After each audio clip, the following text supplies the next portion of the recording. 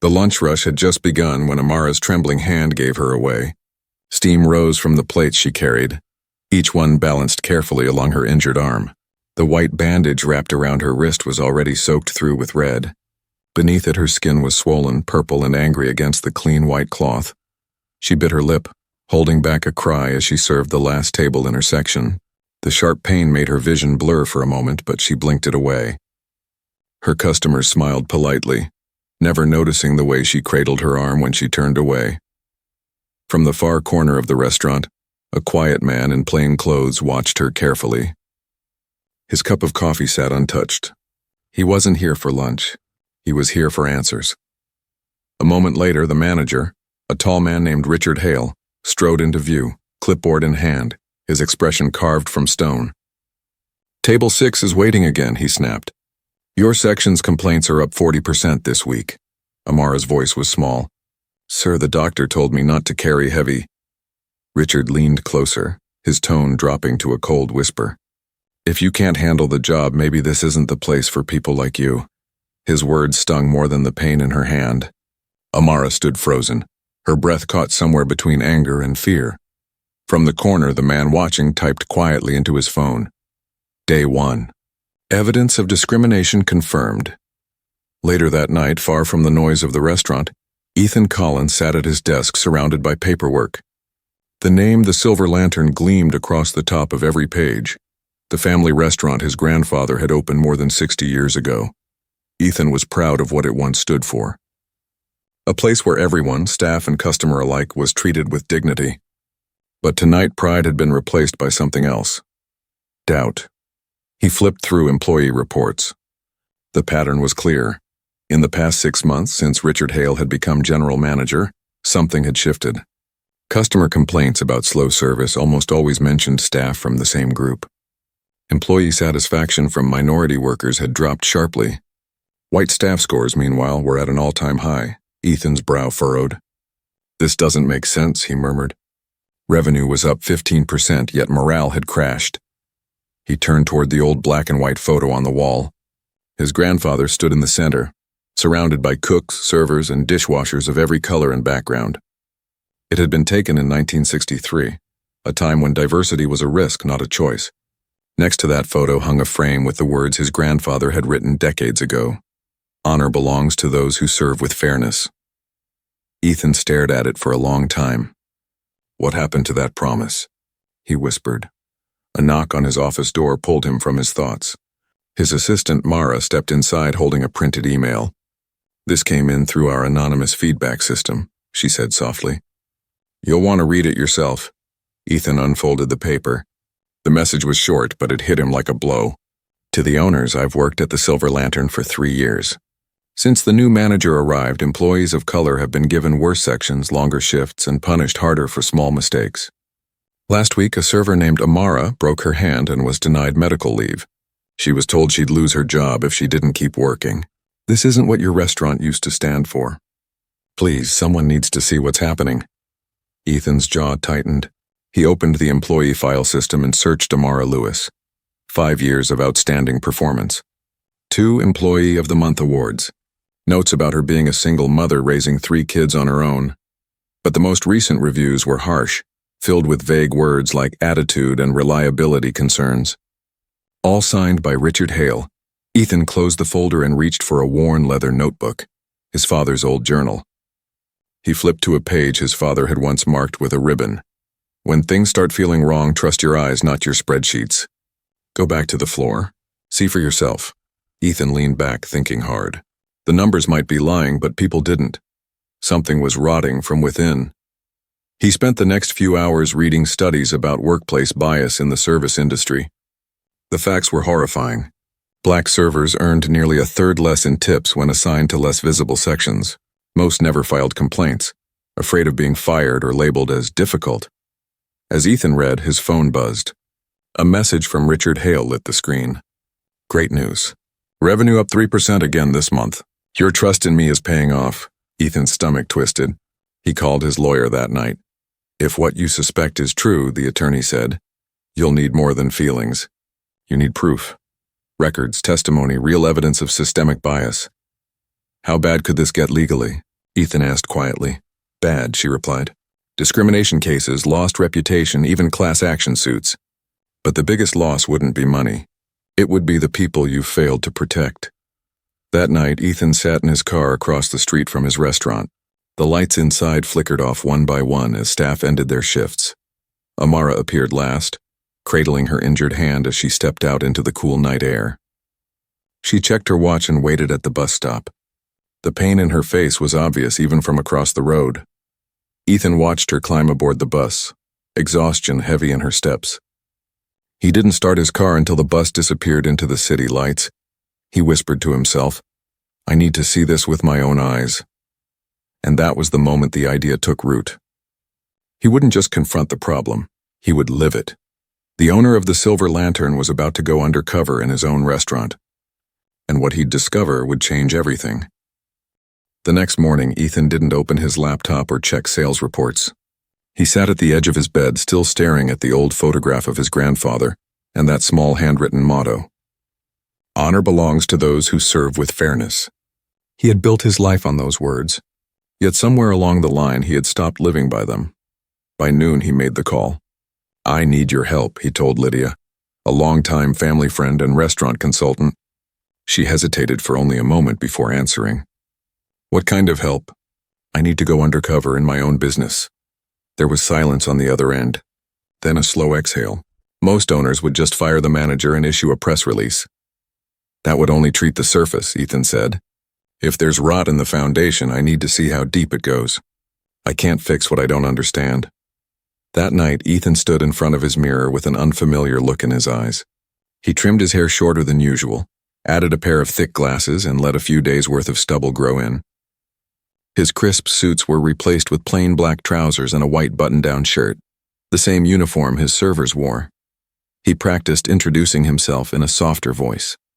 Hi, I'm Eli Carter, new hire. Moved here from Seattle. The lie felt strange but necessary. Before he could proceed, he needed someone on the inside. He met with Carlos, the senior waiter who had worked at the Silver Lantern for more than 2 decades. They met in a quiet cafe across town. I've seen this before, Carlos said, his voice low. When power goes unchecked, it festers. Richard runs the place like a kingdom now. People are scared. Ethan leaned in. I need your eyes and your honesty. I'm going in as Eli. No one can know who I really am. Carlos studied him for a long moment, then nodded. Then let's open the door and shine some light. 2 days later, Ethan arrived at his restaurant not as the owner, but as a new server on probation. The front manager barely looked up from his computer as he handed out paperwork. Fill these out. Shadow your trainer. Don't make me regret hiring you, Richard said flatly. Ethan noticed the subtle difference in tone as Richard addressed each new employee. To a young white woman named Sophie, his tone softened. You'll shadow Kevin in the front sections. They're high-end customers, so do your best. To Ethan and a young black man named Jay, his words were clipped and cold. You two will train in the back sections. They're more demanding. Try not to mess up. As Ethan followed Carlos toward the lockers, Jay whispered, What did he mean by more demanding? Ethan just shook his head. I guess we'll find out. The smell of coffee, grilled chicken, and lemon soap filled the air as they entered the kitchen. Carlos handed Ethan an apron. Rule number 1, he murmured. Keep your head down and your ears open. Ethan nodded. He could already feel the quiet tension in the room, the way laughter stopped whenever Richard entered, the way some staff glanced at each other but said nothing. From his assigned station near the kitchen door, Ethan quickly saw the pattern. Every prime table near the windows, the ones with business clients and tourists, were staffed by white servers. Every table near the restrooms and noisy kitchen belonged to staff of color. Carlos whispered while polishing silverware. Used to be different. Your father rotated everyone fairly. Since Richard took over, back sections never move. Ethan forced himself to stay calm. And nobody's questioned it? Some tried. Their hours got cut. Later in the break room, Ethan found Amara sitting alone, rubbing her injured hand. She smiled faintly as he approached. You're new, right, Eli? Yeah, he said, taking a seat across from her. First day. Her voice carried both warmth and weariness. Then take my advice. If you're not one of Richard's favorites, document everything. Your shifts, your sections, your breaks. It might matter one day. Has anyone ever spoken up? Ethan asked carefully. A bitter smile touched her lips. One did. She's not here anymore. The door swung open. Richard's voice cut through the air. Break's over. Section 7 needs pre-busing. I still have 2 minutes, Amara said quietly, glancing at the clock. Richard's expression hardened. Did I ask for your opinion? Now he turned to Ethan with a smirk. Word of advice, choose your company carefully. Some people around here like to blame others for their own mistakes. Ethan nodded faintly, hiding the anger rising in his chest.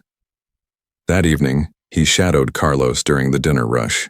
From the service station, they overheard Richard speaking to Kevin at the host stand. These VIPs are regulars, Richard said. Give them Section 2. We need the right kind of face representing us. Kevin looked uneasy. Shouldn't Amara take them? She's been here longer. Richard lowered his voice, but Ethan heard every word. You can't send just anyone to our premium guests. They expect a certain image. Ethan's pulse quickened. Every word was evidence. Every action, another piece of the puzzle. As the night ended, the restaurant grew quiet. Ethan stayed late to help with cleanup. He spoke softly to Jay as they wiped down tables. How long you been here? 3 months, Jay replied. Feels longer. Every shift I get the same back section. Less tips, more noise. You work twice as hard and still get blamed when something goes wrong. Ever try switching? Jay gave a humorless laugh. Richard said front sections are for servers who fit the atmosphere. I guess I don't. When the last table was cleared, Ethan stepped outside into the cool air. He leaned against the wall and let out a slow breath. He had seen enough for one night, but not nearly enough to stop. Inside, through the glass doors, Richard stood talking to a hostess, laughing easily. Ethan clenched his jaw. You've built a wall here, he whispered, and I'm going to tear it down brick by brick. He didn't know yet how deep the corruption ran, but he knew this. Every lie Richard had built, he was going to uncover it all. The next morning, he would begin his second day, not as an owner, but as a witness. And the truth waiting for him inside the silver lantern was darker than he could imagine. The next day, Ethan arrived earlier than everyone else. He wanted to see what happened before the lights turned on, before the customers came in smiling, before the performance began.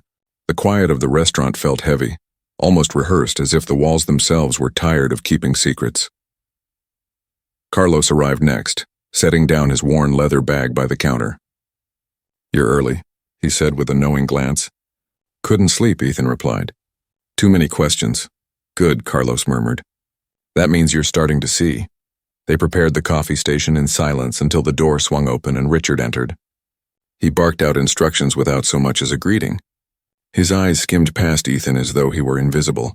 Then he turned to Sophie, his voice softening like honey. Make sure you're ready for table 1. They're regulars. The contrast was impossible to ignore. By the time the lunch rush began, Ethan had already witnessed the same pattern repeat itself. Smiles for one group, scolding for another. When a white server spilled a drink, Richard chuckled and waved it off.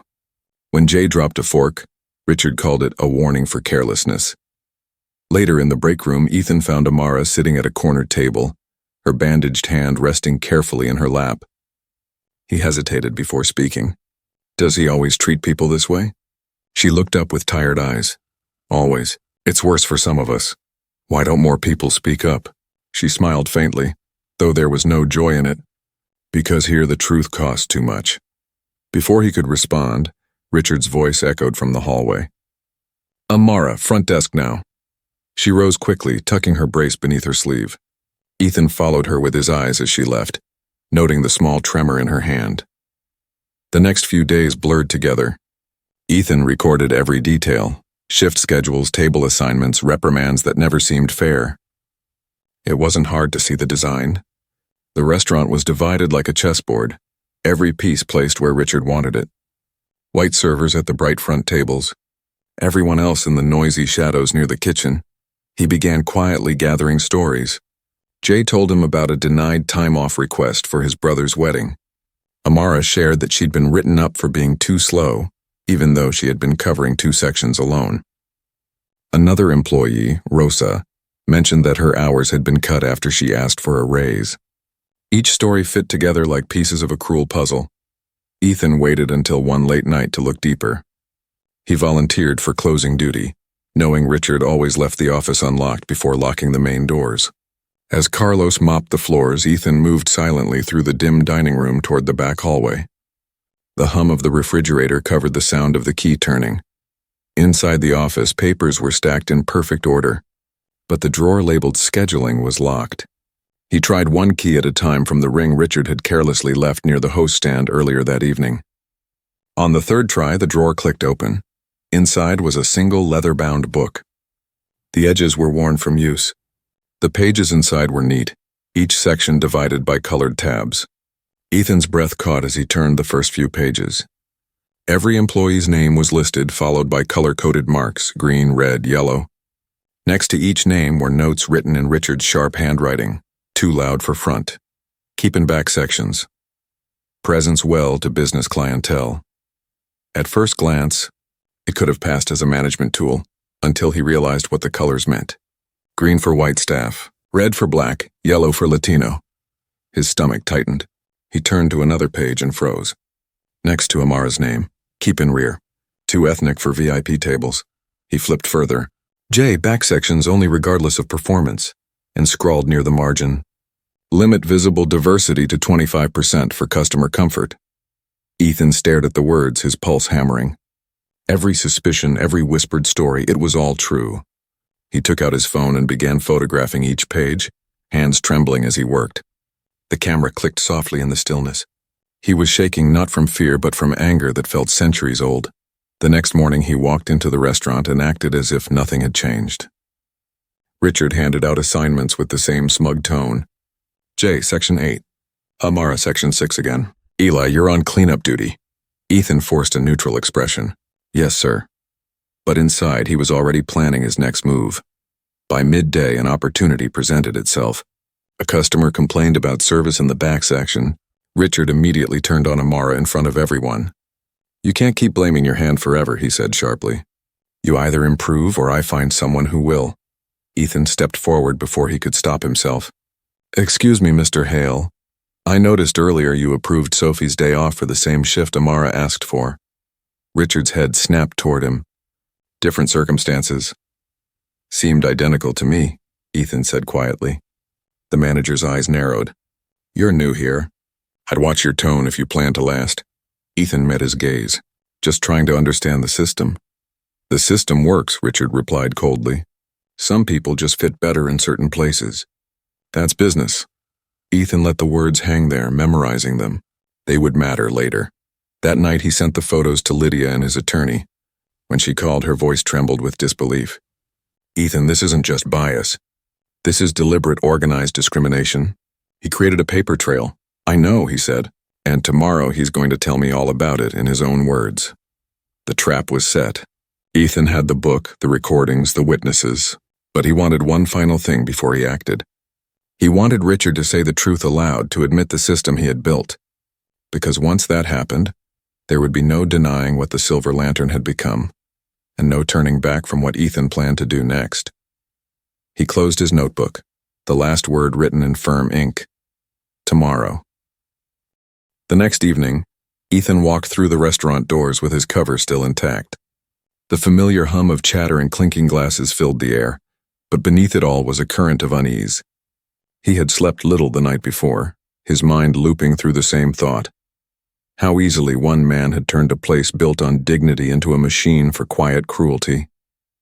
Richard stood at the front, chatting with a couple of regulars. He laughed at their jokes, charming and confident as if he had nothing to hide. Ethan watched him closely, studying the small details, the practiced smile, the relaxed posture. This was a man who believed he was untouchable. When the crowd thinned near closing time, Ethan approached him. Mr. Hale, can I talk to you privately about something? Richard sighed, impatient but curious. Make it quick. I've got schedules to finish. Ethan followed him into the office and closed the door. He kept his voice careful, neutral. I've been watching how you manage the sections. There seems to be a pattern. The front tables always go to the same people. Richard leaned back in his chair, studying him. You're observant. That's good. I want to learn how to get ahead here, Ethan continued as if he were genuinely seeking advice. What's the best way to earn those front tables? A small smirk crossed Richard's face. Look, between us, it's not complicated. You've got to understand what our customers expect. They come here for an experience, and that means putting the right people in front of them. The right people, Ethan repeated. Professional, Richard said smoothly. Clean cut. The kind of server who reflects our image. Our clientele just feels more comfortable that way. Ethan let the words hang, then asked softly, You mean white? Richard didn't even blink. I mean reliable, polished. People who represent the brand properly. It's nothing personal. It's just how business works. Every sentence was a confession disguised as logic. Ethan could almost hear the arrogance in the way Richard explained discrimination as efficiency. And the others? Ethan asked. They do fine in the back, Richard said, tapping his pen. It keeps things balanced. Customers get what they expect and everyone keeps their jobs. I call it demographic optimization. Ethan repeated the phrase slowly, pretending to consider it. Demographic optimization? Sounds official. Richard smiled. It's smart management. It's about making the environment comfortable for the guests. You'll understand once you've been here longer. Ethan's pulse steadied. He had what he needed. Every word had been captured by the small recorder in his pocket. He straightened slightly, letting the polite smile fall from his face. I have been here long enough. Richard frowned. What's that supposed to mean? Ethan took off his glasses, meeting his eyes fully for the first time. The recognition hit almost instantly. Richard's expression shifted from confusion to horror. He started. Yes, Ethan said quietly. Ethan Collins, owner of the Silver Lantern, and you're finished. Richard stumbled back in his chair, color draining from his face. This isn't what you think. It's exactly what I think, Ethan cut in. I've seen your book. I've read your notes. I've listened to how you talk about people who've worked here for years. You turned this place into a system of segregation, and you did it in my family's name. Richard's voice turned defensive. You don't understand the business realities. Since I took over, revenue's up 15%. I made this restaurant profitable again. Ethan's tone sharpened. You made it profitable by exploiting the very people who built its reputation. You don't understand the difference between management and cruelty. Richard slammed his palm on the desk. The customers are happier. That's what matters. Ethan's voice dropped low, steady and final. No, what matters is integrity. And you've destroyed it. He turned toward the door. Tomorrow morning you'll answer to everyone you've harmed. In front of the entire staff. You can't do this, Richard shouted. I already have. Ethan walked out, leaving Richard alone with the weight of his own words. That night, Ethan sat in his office at home with Lydia and his attorney, going over every photograph, every recording, every note. You have everything you need, Lydia said. This is overwhelming evidence. It's not just termination level, it's criminally negligent management. Ethan nodded. Tomorrow I'm calling a full staff meeting. Everyone deserves to hear the truth at once. He leaned back in his chair, eyes fixed on the photograph of his grandfather again, the man who had once said that fairness was the backbone of every meal served under their roof. Ethan felt the words settle in his chest like a promise. Morning came cold and gray. Ethan dressed not as a waiter but as the man he was, the owner who had failed to see the rot in his own foundation. He arrived 2 hours before opening, carrying the evidence in a single folder. Lydia met him at the door. Are you ready? No, Ethan said honestly. But it doesn't matter. They are. He walked through the quiet dining room, sunlight filtering through the windows, illuminating the polished wood and empty tables. In that stillness, he imagined all the conversations, all the years of laughter and hard work this place had seen. It deserved better than silence. When Richard arrived and saw Ethan standing there, his step faltered. Mr. Collins, I can explain. Ethan didn't let him finish. Call everyone now, every server, every cook, every cleaner. No excuses. Richard hesitated, but one look at Ethan's face told him there was no room left to argue. He pressed the intercom button, voice trembling. All staff to the main dining room for an emergency meeting. Within minutes they gathered, servers still in aprons, kitchen staff with flour on their hands, a few sleepy-eyed hosts clutching notebooks. Amara entered last, holding her brace gently against her chest. She froze when she saw Ethan, recognition flickering across her face. He stepped forward, taking a slow breath as the room fell silent. For those who don't know me, my name is Ethan Collins. I'm the owner of the Silver Lantern. A ripple of whispers spread through the crowd. A few jaws dropped. Servers who had worked beside him for days now realizing who Eli Carter really was. "I've spent the last week working here undercover," Ethan continued. "Not to test anyone, not to spy, but because I heard rumors about unfair treatment, unequal opportunities, and open cruelty. I wanted to see it for myself, and I did." He looked at Amara. "I saw people forced to work through pain. I saw sections assigned by skin color. I saw humiliation passed off as management." Murmurs filled the room, some shocked, others nodding in grim agreement. "This restaurant was built on a promise," Ethan said, voice steady now. "A promise that everyone who walks through these doors, whether they eat here or work here, would be treated with respect. That promise was broken." He turned toward Richard, who stood pale and silent near the wall, and it was broken by him. He placed the open folder on the table in front of everyone. Inside were photographs of the color-coded pages, transcripts of Richard's words, and schedules showing the pattern of discrimination. "This is the system you've been living under," Ethan said. "It ends today." Richard's voice cracked. "You can't just— This is out of context," Ethan interrupted him. "You called it demographic optimization. I call it discrimination. I call it shameful." The room was silent except for the sound of breathing. Then Amara's voice broke through, trembling but strong. "You saw it all yourself?" "Yes," Ethan said softly. "And I'll never let it happen again." He turned to the crowd once more. "Mr. Hale is terminated effective immediately. There will be a full audit of all pay, hours, and disciplinary actions. Anyone who suffered under his management will be compensated in full." A single clap echoed from the back. It was Carlos. Then another joined him. Soon the sound spread across the room until the entire staff was applauding, not in triumph but in release. Ethan stood there, the sound washing over him like a wave, and for the first time in months the silver lantern felt alive again. But this was only the beginning. When the applause finally faded, Ethan raised his hand for quiet. His voice steadied as he looked around at the people gathered before him, faces marked by exhaustion, disbelief, and cautious hope. "I know this doesn't fix what's been done," he said.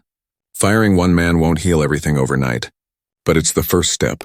He turned toward Richard. "You'll collect your things now. Ms. Lydia will escort you. Your final payment will be issued after a full review of the records." Richard's face hardened, pride still refusing to yield. "You'll regret this," he said bitterly. "The system worked. The numbers don't lie." Ethan looked him straight in the eye. "No, but you did. To me, to them, and to what this place was meant to stand for." Richard stormed out of the dining room, his footsteps echoing against the tiled floor. No one spoke until the door closed behind him. Then silence returned, heavy, uncertain, but free of fear. Ethan took a slow breath. "To everyone here, I owe you an apology. I left you alone in a place that should have protected you. While profits went up, humanity went down. That's my failure. But starting now, that ends." Amara stood near the back, tears glinting in her eyes, her hand still bandaged. Carlos placed a gentle hand on her shoulder. The staff, once divided by suspicion, now shared the same unspoken thought. Things were about to change. "We're closing the restaurant for the day," Ethan announced. "You'll all be paid in full. We'll reopen tomorrow under new management and with new principles." A murmur spread through the crowd. Sophie raised her hand timidly. "What happens now?" Ethan smiled faintly. "Now we rebuild." He gestured toward Carlos.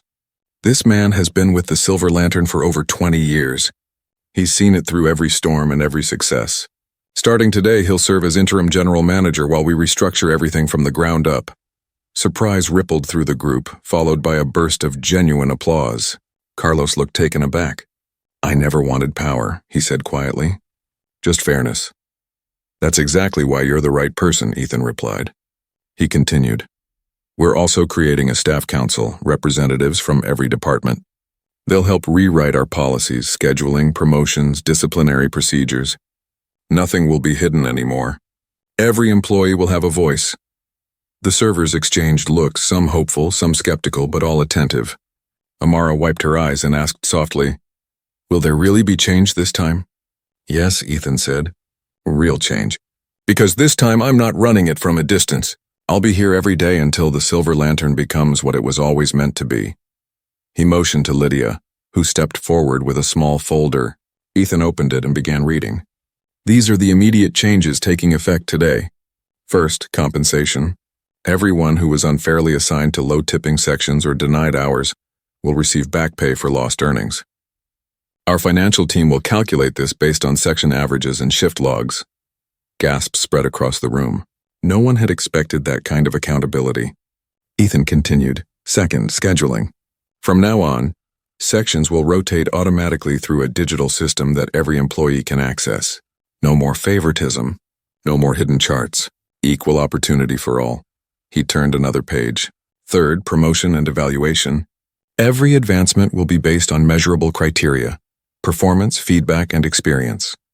No one will be promoted or punished based on opinion or appearance. Fourth, reporting.